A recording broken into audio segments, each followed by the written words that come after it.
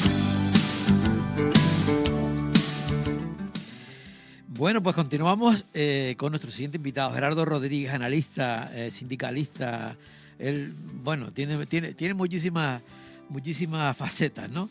Hoy analista. Vamos a hablar con él de un tema interesante que yo creo que no solamente en este medio de comunicación, en muchos medios de comunicación, se está planteando el tema de la llegada de la ultraderecha a las instituciones democráticas, ¿no? Entonces, pues como estamos en ese movimiento un poco que no se sabe exactamente cómo han podido llegar partidos que no son democráticos, pero que están ahí, vamos a analizarlo con Gerardo, a ver qué opina él y cómo se ha llegado a esta historia. Gerardo, muy buenos días. Hola, muy buenos días, Javier. ¿Qué tal? Muchas ¿Qué tal? gracias. ¿Cómo estamos? Pues muy bien, muy bien. Gracias por la invitación. Un saludo para todo el equipo del Rompeolas y encantado de estar una vez más con ustedes. Sí, claro que sí. Gerardo, ¿tú te has planteado también un poco lo que queríamos hablar hoy contigo? ¿Tú crees que la gente se plantea ese titular? ¿Cómo han llegado la ultraderecha después de toda la historia de este país a las instituciones democráticas?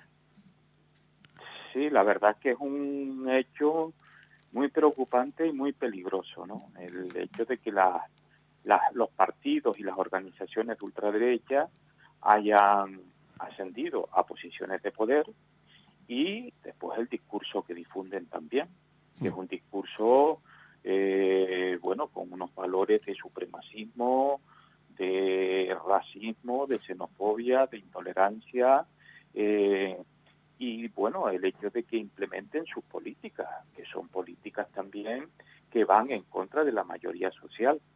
Entonces las causas son muchas, ¿no? No hay un único factor que explique el auge, el aumento del respaldo a los partidos de ultraderecha, ¿no? Entre otras, por ejemplo, digamos, la amnesia colectiva con respecto a lo que fueron los totalitarismos en los años 30, en los años 20, incluso 20, 30 y 40 del siglo XX, donde ocuparon el poder a través, precisamente, muchos de ellos, en muchos países, de vías democráticas, como fue el caso de la Alemania nazi, que llegaron al poder mediante las elecciones para acabar con la democracia e implantar un gobierno que fue una dictadura atroz, una dictadura racial, con las leyes raciales de Nuremberg, persiguieron a los oponentes políticos, prohibieron las organizaciones sindicales de defensa de los derechos de los trabajadores y después cometieron el holocausto y provocaron nada menos que la Segunda Guerra Mundial con su expansionismo y su militarismo, ¿no? Y esto puede volver otra vez a ocurrir y de hecho está ocurriendo en algunos países en estos momentos, ¿no? Cuando pensábamos que eso no volvía a pasar, no volvería a pasar, pues resulta que lo tenemos en el presente. Y lo tenemos en el presente de una manera, digamos, homogénea en muchos países de Europa. Es decir, el auge, el aumento, el ascenso de la ultraderecha es homogéneo en muchísimos países de Europa. En algunos incluso está gobernado. Es decir, que estamos basándonos en hechos empíricos. Por ejemplo, está en el poder en Italia, está en el poder en Hungría, está en el poder en coalición en Holanda o en los Países Bajos, que es el principal partido político, pero está, digamos, en una coalición que gobierna Países Bajos. En Finlandia está en otras latitudes, como puede ser El Salvador, como puede ser Argentina. Está en el poder en la principal potencia del mundo, que son los Estados Unidos. Está en el poder en Filipinas. Es decir, y después es el segundo o el tercer partido, nada menos que en Alemania, que fueron las elecciones el otro día, o en Francia, por ejemplo, que son las dos grandes potencias europeas, económicas y militarmente hablando, ¿no? Aquí, por ejemplo, es el tercer partido en el Parlamento. En definitiva, que es muy preocupante lo que está pasando y el futuro, bueno, no se adivina qué es lo que puede pasar, pero tenemos que estar precavidos y ejercer la resistencia cívica e intentar, digamos, equilibrar todos estos mensajes que tú preguntabas antes por las causas. Hay múltiples causas. Una de ellas es la amnesia colectiva, la pérdida de la memoria colectiva, y otras causas como pueden ser ahora pues todo el tema de las redes sociales, en donde los discursos de odio y la xenofobia, cuando parece que se había democratizado la información a través de las redes sociales, pues el mal uso de las redes sociales ha hecho precisamente que se haya, digamos, difundido bulos, mentiras, teorías conspiranoicas, y que todo esto favorezca pues al discurso de la extrema derecha, ¿no? Gerardo, pero hay una cosa o sea, es posible también que gobiernos progresistas no hayan dado solución, no hayan dado respuesta a los problemas de la gente, y que la ultraderecha se haya aprovechado de esa historia porque no ha llegado con un golpe de Estado como suele llegar, sino que en este caso todo lo que estás comentando han llegado con apoyo popular. Sí, sí, por supuestísimo. Entonces, ¿cómo analizamos el asunto? Esa es otra de las causas. Otra de las causas es que los partidos de izquierda, que normalmente o tradicionalmente habían sido los representantes de las mayorías sociales, es decir, de la clase trabajadora, pues yo diría que desde hace décadas han basculado hacia el neoliberalismo y se han ido olvidando precisamente de aquellas a los que representaban, ¿no? Es decir, que los partidos, por ejemplo, el Partido Socialista, incluso podríamos decir que muchos de sus partidos han desaparecido. La socialdemocracia europea, en buena medida, ha desaparecido o está en crisis, ¿no? En Francia, el Partido Socialista francés está prácticamente que desaparecido desde los tiempos de Hollande, que fue el último de sus presidentes, precisamente por hacer una política conservadora y neoliberal y olvidarse de los postulados, digamos, de las reivindicaciones de los trabajadores en líneas generales, ¿no? Después el Partido Socialista Italiano desapareció, el PASOK en Grecia igualmente, ¿no? Y se han conservado en algunos sitios, ¿no? Pero efectivamente ha habido por parte de los partidos de izquierda, obviamente también la crisis de los partidos comunistas a raíz de la, digamos, de la caída de la Unión Soviética, afectó también a los partidos eurocomunistas aquí en Europa y en el resto del mundo, y después también el propio capitalismo que ha ido en detrimento de la clase trabajadora, sobre todo con las delocalizaciones de las empresas a terceros países, que han, digamos, hecho que los trabajadores hayan empeorado de su estabilidad en el trabajo, cada vez son más precarios los trabajos, y las reivindicaciones de la izquierda no han ayudado o no han conseguido mejorar las condiciones de los trabajadores. Por tanto, claro que hay, por supuesto que hay una responsabilidad en los partidos de izquierda, que se han olvidado de que son los representantes de las clases trabajadoras, porque en definitiva lo que nos han venido a traer las sucesivas crisis económicas es que las brechas entre clases persisten y aún se han agrandado cada vez más. Es decir, la crisis económica de 2008 a 2016, es decir, la crisis financiera, eso hizo precisamente que las desigualdades se acrecienten, y después lo que ha venido después pues se ha, digamos, ha hecho que eso se haya profundizado, es decir, que haya cada vez más desigualdad social entre un conjunto, una élite de ricos, de personas que tienen un dinero, digamos, unos recursos materiales hasta cierto punto obscenos, y una clase trabajadora cada vez más depauperada que le cuesta llegar a fin de mes. Y entonces los partidos de izquierda no han sido capaces de representar esas aspiraciones. Ahí tienen una responsabilidad, y por lo tanto yo estoy de acuerdo contigo en que no han sido capaces, digamos, de representar a estos trabajadores que al final se han ido basculando y han ido incluso votando a la extrema derecha, por lo cual yo creo que tenemos un problema. Claro. Pero una responsabilidad que bajo mi punto de vista tampoco sirve, digamos, los resultados obtenidos, porque todo apuntaría a que habría que limar diferencias, buscar puntos en conexión, puntos en común, para formalizar algo sólido, ¿no? Sin embargo, lo que podemos ver es todo lo contrario, o sea, divisiones por arriba, divisiones por abajo, fuegos internos, fuegos amigos, en fin, lo que hay, ¿no?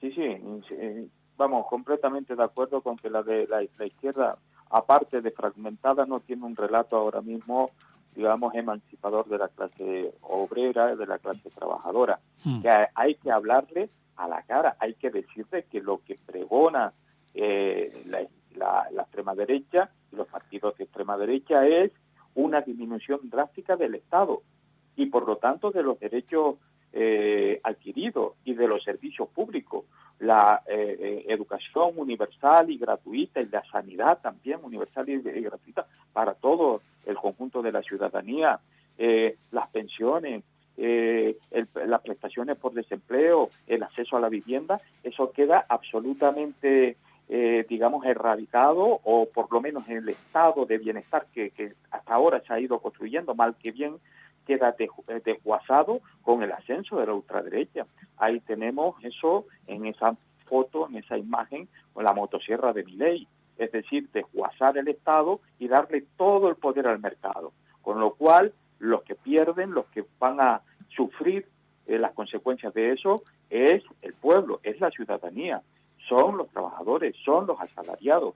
Hay que hablarles directamente y hay que decirle, mira, la política que están llevando a cabo, que van a llevar a cabo la extrema derecha, ahí tienen a Trump, por ejemplo, todo lo que está sucediendo en los Estados Unidos en este momento es sacrificio de los pobres, de los digamos, de aquellos que son más vulnerables, es decir, de la inmensa mayoría de los trabajadores. Hay que hacérselo saber, porque muchas veces el hecho de que los trabajadores voten a la extrema derecha están tirando piedras contra su propio tejado y están ellos mismos auto-infringiéndose lo que va a venir después. Es decir, que están votando a quienes al final van a terminar explotándolos, ¿no?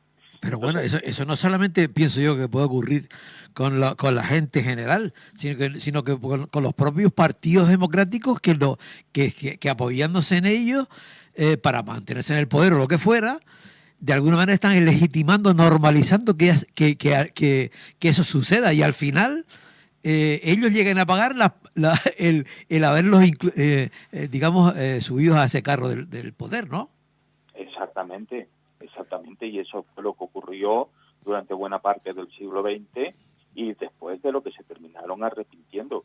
Bueno, en algunos sitios hay un cordón sanitario para contener a la extrema derecha, como puede ser en Francia o en Alemania, que sufrieron, pues bueno, fue el epicentro de las políticas del partido nazi y Francia fue un país ocupado, ¿no? Durante buena parte del periodo nazi, ¿no? Por lo tanto, ahí hay un cordón sanitario porque aunque haya ganado la derecha, digamos la derecha democrática, la derecha tradicional, Francia está en el poder Macron, en Alemania acaban de ser las elecciones y ganó la CDU, que es la democracia cristiana, bueno, pero han pactado no, digamos, tenderle puentes a la extrema derecha, que la extrema derecha no suba. Sin embargo, aquí ha ocurrido todo lo contrario.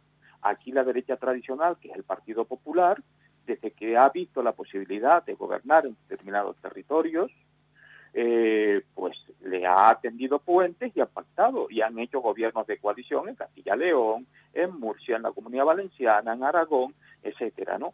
Después eso lo rompieron, esos gobiernos de coalición, lo rompió, pero lo rompió Vox, lo rompió la extrema derecha, no lo rompió el Partido Popular. Y ahora, por ejemplo, tenemos el episodio de que acaban de pactar los presupuestos en la Comunidad Valenciana, entregando prácticamente que todo lo que pedía la extrema derecha, entre otras muchas cosas, el desmantelamiento de la política, digamos, contra el cambio climático, de las políticas que luchan contra el precipicio medioambiental a que vamos camino de ir, según dicen todos los expertos, ¿no? Y eso que tenemos ahí en la Comunidad Valenciana, la reciente Dana, que es un episodio producto de ese cambio climático. Bueno, pues como son negacionistas, han quitado todas las políticas de la Agenda 2030, las políticas verdes, las políticas que hacen que por lo menos se vaya hacia una transición, hacia un modelo de economía hasta cierto punto sostenible, ¿no? Entonces, bueno, hay una entrega. Aquí mismo, en Canarias, sin ir más lejos, ustedes lo han comprobado, que incluso Coalición Canaria ha pactado en el Ayuntamiento de Arona y en el Ayuntamiento de Granadilla para que puedan entrar, para que puedan alcanzar el poder y pactan con Vox, pactan con la extrema derecha. incumpliendo una de las promesas que hizo el presidente del gobierno de Canarias, Fernando Clavijo, de que nunca iba a pactar con la extrema derecha aquí. Bueno, pues lo ha incumplido para alcanzar las alcaldías de Arona y ahora de Granadilla, ¿no? Por lo tanto, los partidos políticos democráticos, aunque sean de derecha, de corte liberal, tradicional, como pueden ser el PP o como pueden ser Coalición Canaria, o otros partidos políticos, harían bien en mirar en el espejo de Alemania y Francia, que ha puesto un cordón. Podríamos trazar la línea en el apartado de quién defiende los derechos humanos y quién no, y a la mesa de quien no defiende los derechos humanos. ¿No se puede sentar? Hombre, por supuesto, claro que sí. Ah, tiene que haber unos mínimos, es decir, todas las organizaciones de extrema derecha violan constantemente los derechos humanos. Uno de sus chivos expiatorios es la xenofobia, es decir, la fobia al extranjero, sobre todo al pobre, ¿no? Aporofobia y xenofobia. Es decir, a todo el que llega, tú lo ves con el discurso antimigración que hay aquí, ¿no? Con el hecho de estigmatizar a los inmigrantes, pero no solamente aquí, a los latinos, por ejemplo, que pasan a los Estados Unidos y que son poco más o menos que esclavizados en los Estados Unidos, expulsados ahora mismo de los Estados Unidos, que los están buscando casi que casa por casa para expulsarlos, incluso aquellos que tienen que están regularizados, ¿no? Incluso desobedeciendo órdenes de jueces federales, como el otro día, que mandaron a un grupo de venezolanos, por ser venezolanos, de los Estados Unidos a las cárceles de Bukele, que los acogió encantados de la vida porque es otro ultraderechista. Pero recordar, Javier, que nosotros hicimos un programa aquí en El Salvador. Recuerdo, sí, claro. Vale, pues bueno, pues tú dices ahí, íbamos desgranando cómo El Salvador se ha convertido en una dictadura porque, entre otras cosas, Bukele no puede ser presidente del país, la Constitución prohíbe la reelección y él se ha reelegido después del primer periodo, violando todas las normas, todos los...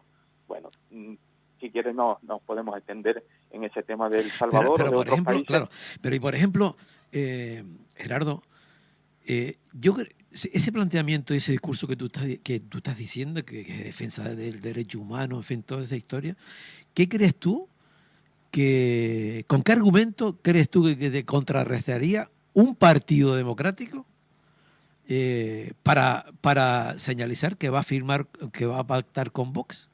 O sea, un partido democrático no puede firmar pactos. Pero sabes que lo hace. O sea, ¿qué argumento crees tú que podrán decir ellos para poder pactar con Vox? Bueno, los argumentos que han hecho públicos son los de siempre. Por ejemplo, en los ayuntamientos que te estoy contando de aquí, que el ayuntamiento pues no funciona o que está... Bueno, son cuestiones de manual, ¿no? Cada vez que hay un pacto para una moción de censura o lo que sea...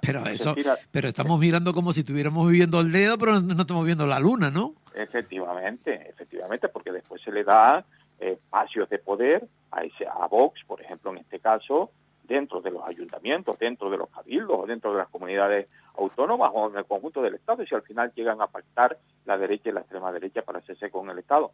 Entonces se les da espacios de poder, se les da, digamos, llevan a cabo las políticas precisamente desde el desmantelamiento del estado de bienestar, desde el desmantelamiento de las leyes de protección a las mujeres, desde el desmantelamiento de las leyes de protección al territorio, es decir, lo dejan todo en manos de los grupos, de los grandes grupos y de las grandes corporaciones y de los grandes empresarios que no tienen ningún escrúpulo con tal de conseguir y de seguir haciendo negocio, y entonces, bueno, pues al final terminamos en manos de una democracia de la extrema derecha y de una democracia donde ni siquiera se tienen en cuenta los mínimos elementales democráticos, como por ejemplo la división de poderes, ¿no?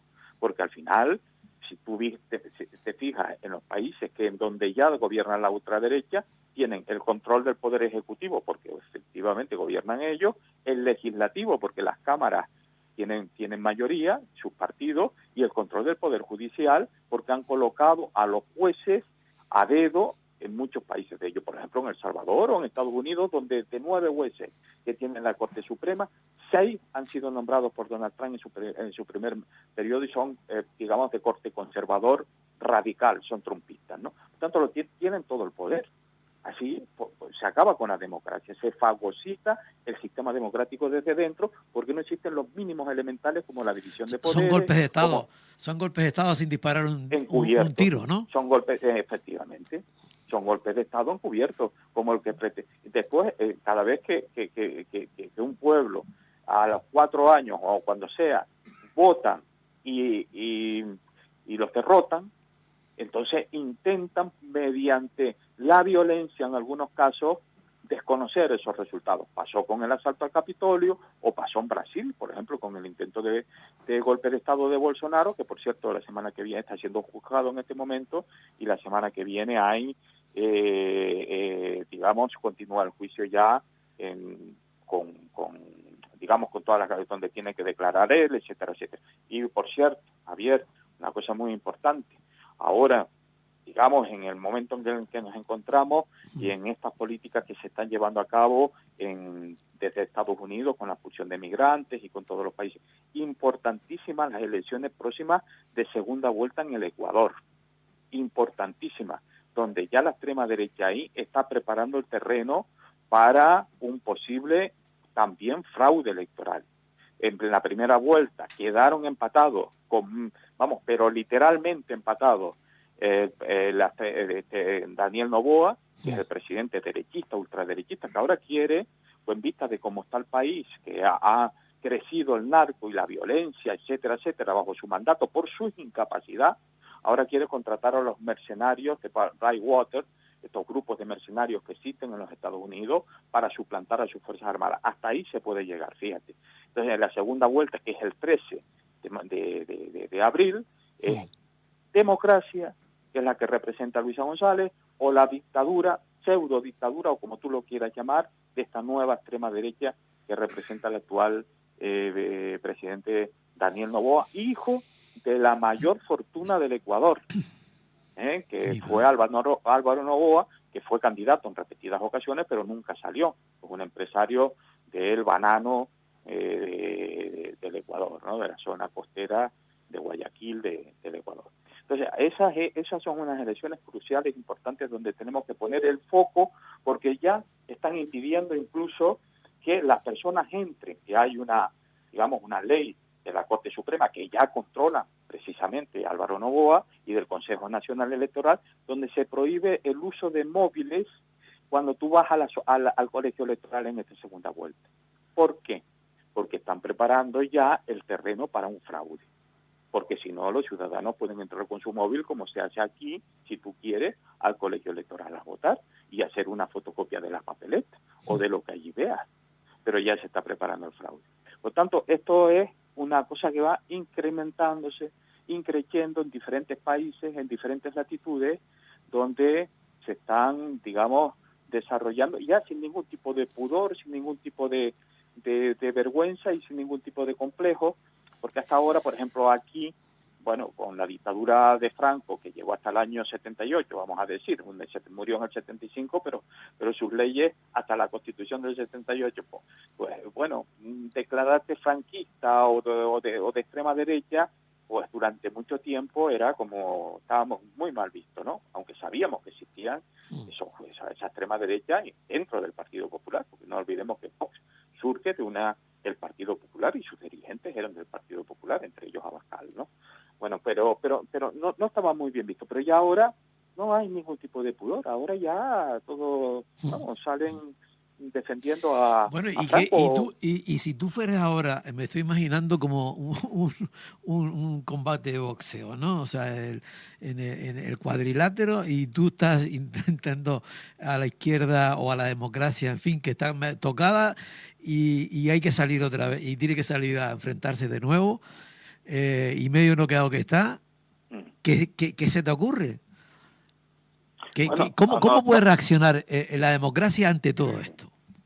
Sí, bueno, la democracia tiene que fortalecerse, obviamente. Afortunadamente, también hay países que mantienen, digamos, el pulso, porque nosotros estamos hablando aquí, bueno, pero también hay que recordar, por ejemplo, acaban de ser las recientes elecciones en el Uruguay, donde ganó la izquierda.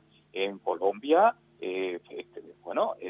está Petro y ahí está la izquierda gobernando. En Brasil, Lula. En México, por ejemplo, hay una presidenta digna, que es Claudia Sheinbaum, que hace frente. Es decir, en Honduras hay que levantarle un monumento a Xiomara Castro, hombre, porque si Honduras ha sido un país casi que una república bananera, donde aquí quien ha mandado tradicionalmente ha sido la embajada de los Estados Unidos, más que el gobierno, y siempre ha sido un país de golpes militares y de espadones, y sin embargo esta mujer tiene, digamos, un coraje extraordinario, se enfrenta a las fuerzas vivas dentro. Mira, ese es un ejemplo de lo que se puede hacer. Uno tiene que enfrentarse a las personas, a todos aquellos, enfrentarse en el sentido cívico de la palabra, Sí, por claro. supuesto, con las armas de la democracia, con la palabra, con los tribunales, si llega el caso, a estas personas que lo que quieren es saltarse el Estado de Derecho y, digamos, desconocer o cualquier tipo de normativa o cualquier tipo de ley, ¿no? Y basándose en la fuerza, basándose en su poder y sobre todo en el poder económico que muchas veces tienen, ¿no? Y ahí tienes un ejemplo en Honduras, donde resiste una mujer, la primera presidenta de Honduras, a base de sacrificio, a base de esfuerzo y a base de, digamos, de buenas políticas que han erradicado muchas de las lacras de Honduras, entre ellas una pobreza extrema extraordinaria de la mayor parte del país, donde lo habían dejado todas las dictaduras militares que han sucedido de aquí para atrás en ese país, ¿no? Y ella ha intentado y ha procurado y tiene el respaldo de la población y por eso todavía no le han dado un golpe de Estado, porque no por ganas, sino porque se ve que tiene el respaldo de la población. Entonces esas son los espejos donde mirarse, ¿no? O Claudia, o por ejemplo la presidenta de México, Claudia Sheinbaum, ¿no? Es decir, las personas que gallardamente, con su país detrás, con el Estado de Derecho atrás, respetuosa con los principios de la democracia, hacen frente a los totalitarismos y y a este tipo de matonismo que viene, por ejemplo, de Donald Trump y su corte, porque aquí tenemos que tener presente también que es un grupo, una élite, una oligarquía la que se está haciendo con el poder en el mundo, de mega millonarios como Elon Musk, como Bezos, como Zuckerberg, como las grandes tecnológicas y de las grandes corporaciones quienes están. Aristóteles